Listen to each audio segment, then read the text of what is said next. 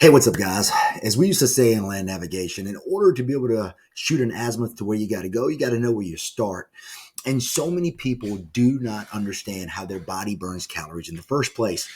And so, the first place we're going to start is with teaching you about your TDEE. Now, this stands for total daily energy expenditure.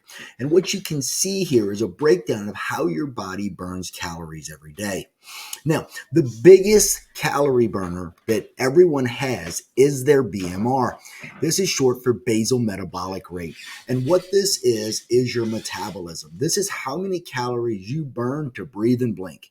If you wake up and stay alive all day, even if you lay perfectly still, you will burn your BMR. And people are so often shocked by just how high their BMR is. You know, we typically see females having a BMR from anywhere of 1,300 to 1,500 calories a day. We see men typically having a BMR from 1,700 up to 2,200. And so that means you're going to burn that many calories every day. Now, we're going to go into more trainings about why it's important to make sure that you're eating enough of those calories to cover that. But next, I want you to understand is the second biggest chunk of calorie burning your day. It comes from something called NEAT. And this is non-exercise activity thermogenesis. It makes up 15% of your calorie burn. And guys, this is the unsung hero when we're looking to affect body composition. NEAT is a fancy way of saying get off your ass. It's why one of the things that we challenge everyone in the herd to do is to get 10,000 steps per day. Maybe that means you need to elevate your desk if you're somebody that's stuck working at a computer all day. Maybe you need to set alarms to get up and get your walk in. I think it's super important for you to consider getting some form of a tracker. I love Garmin's, Apple Watches, Fitbits, any of those. But 10,000 steps per day have been scientifically proven to not only help you lose the weight, but also reduce your risk for things like dementia and Alzheimer's and increase your life expectancy. Now, the third biggest chunk of calorie burn comes from something called TEF. Now, this is the thermal effects of food. Now, we say on average 10% because 10% can really fluctuate from 5 to 30%. But what this basically lets us know is that on average, we burn 10% of our calories every day processing the calories that we ate.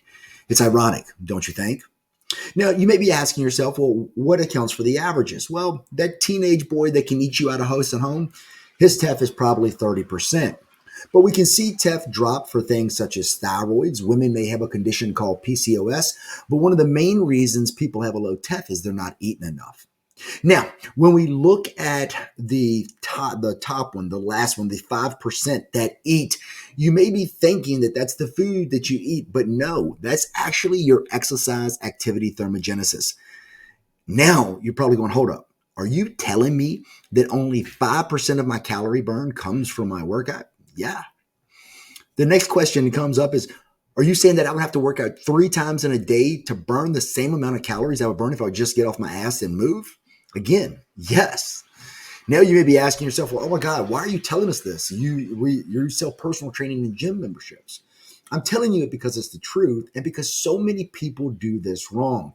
They're focused on of looking at the workout is needing to be punishment, as going there and needing to burn max calories. And the truth is, guys, that's not what's going to get it done for you.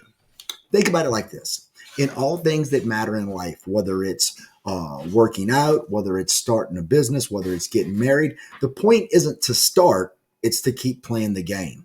And when we're looking at wanting to make sure that you're able to not do this yo-yo anymore, to actually be able to sustain your fitness level, because again, the point isn't to get in shape, it's to stay in shape. Well, how would we get there? And how would we make sure that we maintain the weight loss once it's done? The answer is pretty straightforward. Instead of going to the gym and trying to kill yourself a couple times a week, how about we focus on increasing your BMR?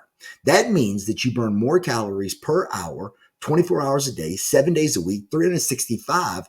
It's going to make it so much easier to lose the weight and keep it off. Now, that might sound like some crazy magic, but it's not.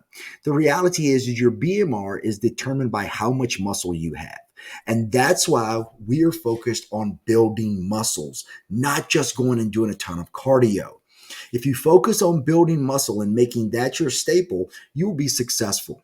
I promise. If you focus on getting strong rather than getting skinny, you'll get the body you want every single solitary time.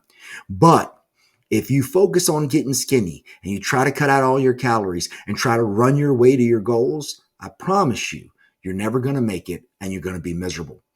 Go ahead, apply this to your life, start incorporating that strength training we're going to give you. Trust that you can eat, get yourself a tracker, and sound off in the comment section below if you learned something from today's module. Can't wait to continue to see you guys thrive. Keep living, head down, horns up. Salute.